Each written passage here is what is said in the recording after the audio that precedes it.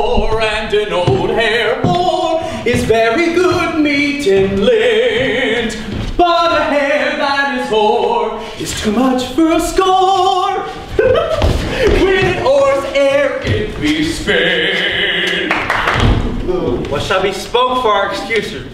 Shall we on without apology? Let them measure us by what we will. We'll measure them a measure and be gone. And not for the shambles. Oh, nay, gentle Romeo, we must have you dance.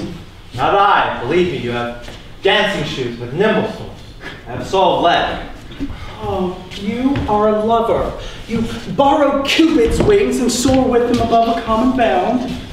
I am too sore and pierced to this shaft to soar with its light feathers. Too loudly burdened do I sink.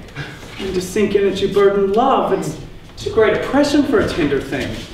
Love a tender thing. It's too rough, too rude, too boisterous.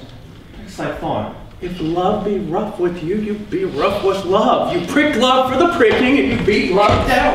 Come, knock and enter, and no sooner in, but every man The game was ne'er so fair, and I am done. If thou art done, we'll draw thee from the mire of love, wherein thou stickest up to the ears. Come, ho! And we mean well in going to this mask, but just not where to go. Why, may one ask?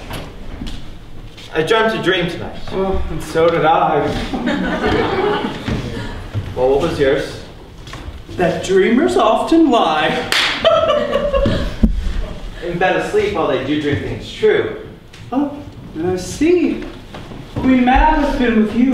Queen Mab? Who's she? She is the fairy's midwife, and she comes in a shape no bigger than an agate stone. On the forefinger of the alderman, drawn with a team of little atomies over men's noses as they lie asleep. Her chariot is an empty hazelnut, and her wagon spokes made of long spinner's legs. The cover are the wings of grasshoppers. The traces are the moon shines, watery beams. And in this state, she gallops night after night through lovers' brains, and then they dream of love.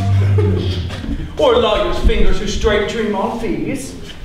Or ladies' lips who straight on kisses dream. Which oft the angry Mab with blisters plagues, because the breaths with sweet meats tainted are. Sometimes she driveth over a soldier's neck, then dream he of cutting foreign throats, of breeches, ambuscados, and then a knot drums in his ear, which he starts, and then he wakes. Being less frighted, he swears a prayer too.